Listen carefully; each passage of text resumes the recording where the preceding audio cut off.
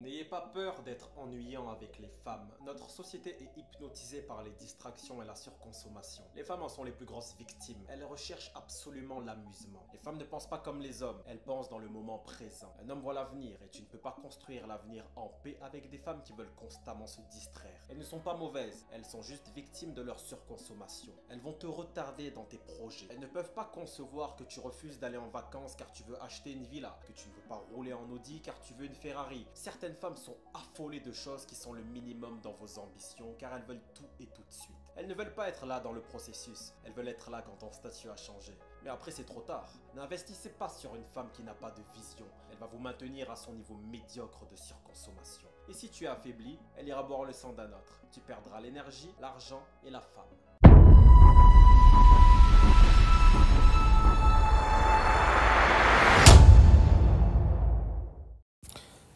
Éloigne-toi des femmes et tu obtiendras le monde.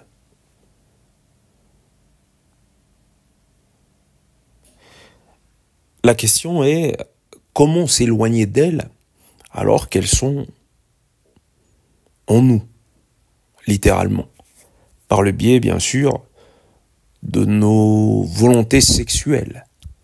Soyons directs et honnêtes. On a besoin d'elles pour la reproduction et consort. On est aussi sur le plan de l'affect, attiré comme des aimants par la jante féminine.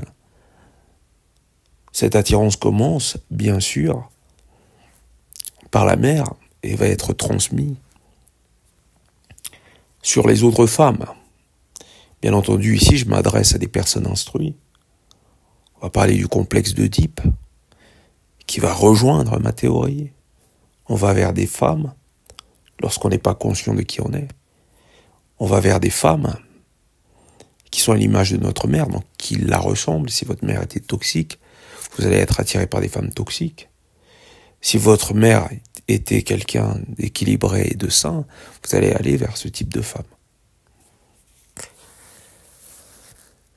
Et donc, il faut faire un travail sur soi-même pour se guérir. Et on guérit toujours le parent. Et si le parent a fait son travail, c'est un travail qui nous est épargné. Donc pour en revenir à la jante féminine, et aux hommes surtout, parce que les femmes n'ont pas ce problème. Elles n'ont pas le problème de devoir comprendre les hommes. Parce que les hommes vont vers elles. La compréhension de la femme, ou la volonté de vouloir comprendre la femme chez l'homme, est surtout une suite à une particularité qui est que les femmes ne vont pas vers les hommes. Éloigne-toi des femmes et tu réussiras tout ce que tu entreprends.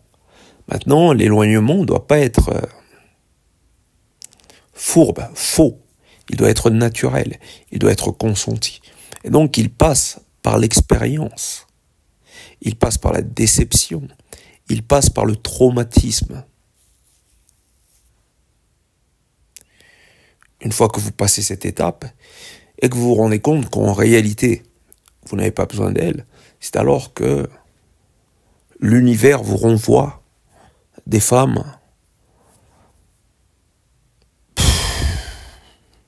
à fatiguer, jusqu'à fatiguer, comme on dit. C'est assez bizarre.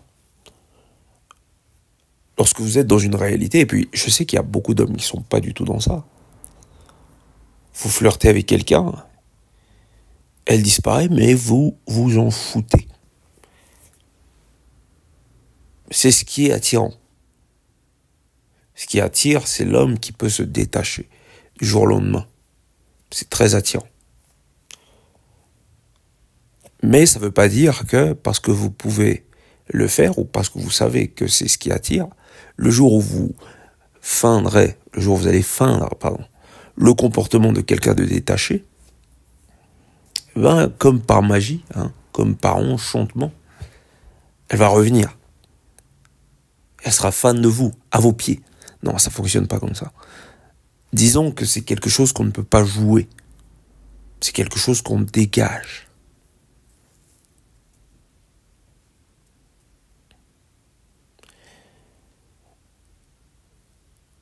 lorsque vous vous êtes éloigné des femmes, vous êtes proche de vous-même. Car c'est votre principale distraction.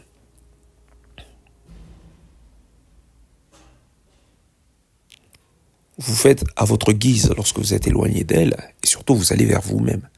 Et la chose qui vous obsède, c'est de marquer votre temps, d'aller vers les sentiers qui vous obsèdent, d'aller vers quelque chose de supérieur. Vous évoluez sur le plan génétique et vous évoluez sur le plan monétaire, pourquoi pas, et sur le plan de vos ambitions. J'ai un jeune frère ici qui a ramené sa nana à la salle de sport. La salle de sport la rebute. Elle déteste l'effort et elle trouvait des excuses. Je les entendais, ils étaient au téléphone. Elle trouvait des excuses pour ne pas y aller. Vous voyez pourquoi la femme vous ralentit lorsque vous êtes quelqu'un qui cherche l'évolution. Et même lorsqu'elle s'intéresse au sport, par exemple, on peut le voir avec toutes ces emmerdeuses qui ont des chaînes où elles parlent de sport, où elles sont coach, où elles sont... Je sais pas, elles ont un terme pour se qualifier là. Vous voyez bien que, en général, c'est un truc de nana. Bref. Éloignez-vous du commun et vous obtiendrez ce que vous voulez. Le commun étant aussi les femmes. Le plus intéressant quand on s'éloigne des nanas, c'est qu'on revient à soi-même. On cherche plus à être compris. Ça, c'est la plus grosse erreur. Chercher à être compris, plutôt que de chercher à s'imposer. Et avec les nanas, on ne s'impose que par la distance. Je suis pas en train de dire qu'il faut être distant. Je suis en train de vous dire que lorsque vous êtes... Comment on dit déjà ? Lorsque vous êtes sur le plan psychique indisponible, dans ce qu'elles sont que vous êtes indisponible. Psychologiquement parlant, elle ne peut pas vous atteindre. Vous êtes à un level supérieur. Elle ne peut pas. Lorsqu'elles sont où vous êtes indisponible, c'est alors que vous prenez le contrôle sur la relation.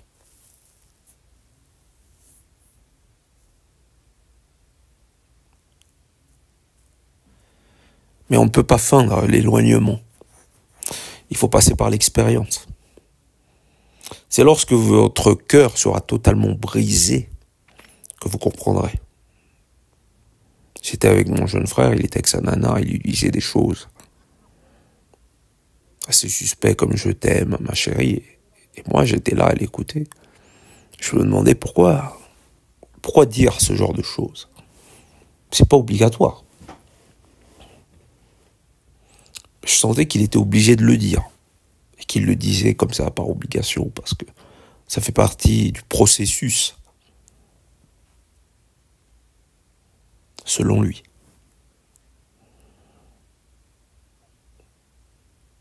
Et d'ailleurs, on discutait et je lui disais que mon cœur était brisé en 1000 morceaux.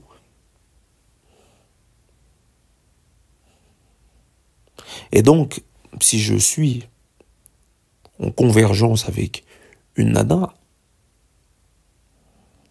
c'est pour être moi. C'est pas pour me chercher. Je ne me cherche pas en elle. Et donc, comme je ne la considère plus comme un prolongement de moi-même, elle n'est plus indispensable.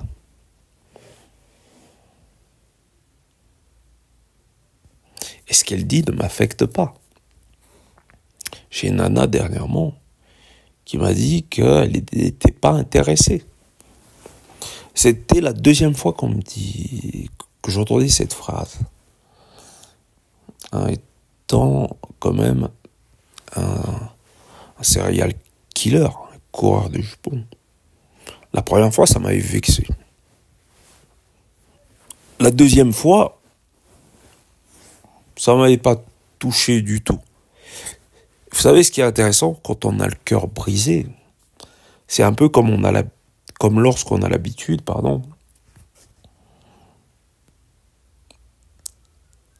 de recevoir des coups, de recevoir des espèces de traumas. C'est qu'au final, Ça ne nous touche plus. Et donc, comme je le dis, pour s'éloigner des nanas, il faut dans un premier temps passer par l'expérience, passer par la souffrance, passer par les traumas, par la désillusion, comprendre que tout ça est une illusion. Tout ça est faux. Et c'est alors que notre cœur se brise en mille morceaux. On ne peut plus rien en tirer. Et donc on aborde la chose avec plus de recul parce que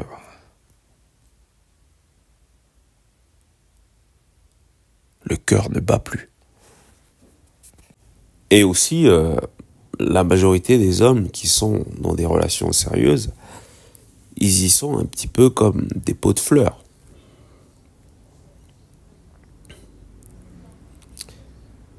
Ils y sont comme des pots de fleurs. Ils savent même pas ce qu'ils font là. Et pendant ce temps, le temps passe. Et donc vous pouvez vous concentrer sur vous-même. C'est ça que vous avez qu'ils n'ont pas et qu'ils vous envient secrètement. Ils souffrent. On discutait avec un frère. Il était dans sa boutique, il nous parlait de sa relation avec sa nana, tout ça. Sa femme plutôt. Sa femme, ses enfants, tout ça. Ah, il peut plus vivre, le pauvre. Donc c'est très bien, hein, c'est un mal nécessaire, c'est un mal pour un bien, puisqu'à côté de ça, il a sa vie, sa réputation, tout ça. En général, ils se mettent en couple pour pas passer pour des homosexuels. Ils veulent pas vivre. Et c'est ça la particularité de l'homme lorsqu'il rentre dans le couple, c'est qu'il entre dans une configuration de bonne femme. Il vit pour les caméras et pour le regard des autres. Parce qu'à partir du moment où vous êtes en couple, vous êtes visible, vous devenez gossip. On parle de vous, on parle de votre couple, notamment de la réussite ou de l'échec de votre couple. Donc vous devenez facteur de bruit. Et vous ne vous vivez plus pour vous-même. Résultat des courses, vous ne faites plus ce que vous avez envie et surtout vous devenez l'esclave de votre réputation. Celui qui veut la gloire doit sacrifier sa réputation. Et lorsque vous êtes dans le couple, vous êtes dans la réputation, donc vous êtes dans l'autre monde. Et le fait qu'ils disent, il faut que je me mette en couple parce que sinon, comment ça va jacter, surtout qu'ici on est en Afrique. En Afrique, dans notre culture, ça parle beaucoup. Et la réputation, c'est très important. Ils disaient, c'est mieux ça que de passer pour un homosexuel. Moi, je l'écoutais, et puis je me disais, moi, j'ai pas ce problème-là. Puisque ce que disent les gens ne m'intéresse pas. Je ne suis pas sensible à ce qu'ils pensent de moi. Ce que je suis me satisfait amplement.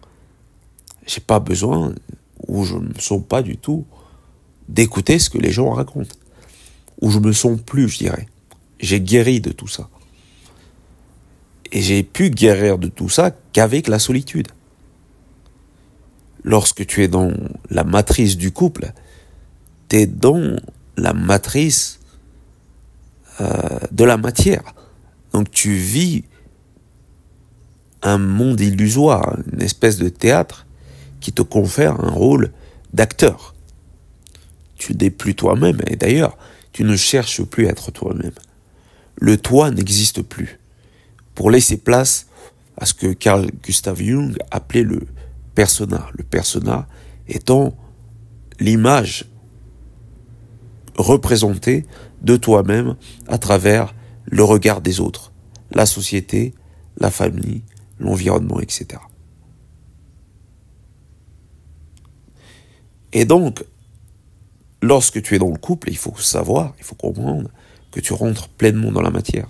Donc tu laisses place au rôle et tu sacrifies qui tu es, ton essence, ce que tu es intérieurement. C'est pourquoi je dis que si tu veux atteindre un objectif ou faire de grandes choses, tu as plus de chances de l'atteindre seul. Cette littérature autour du fait qu'il faut trouver la bonne femme avant d'atteindre son objectif, c'est du bullshit. Ou bien cette littérature autour du fait que une nana va t'aider à atteindre un objectif, c'est du bullshit.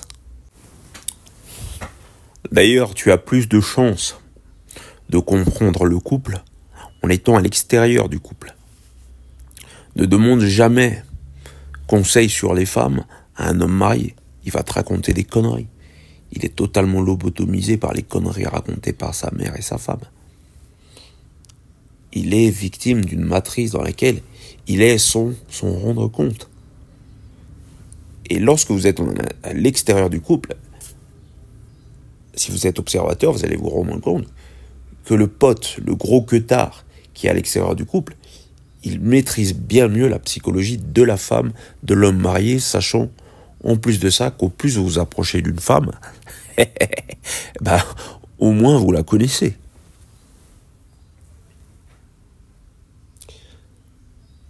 Et donc, moi je pense même que le mec qui est en couple devrait demander conseil chez celui qui est célibataire.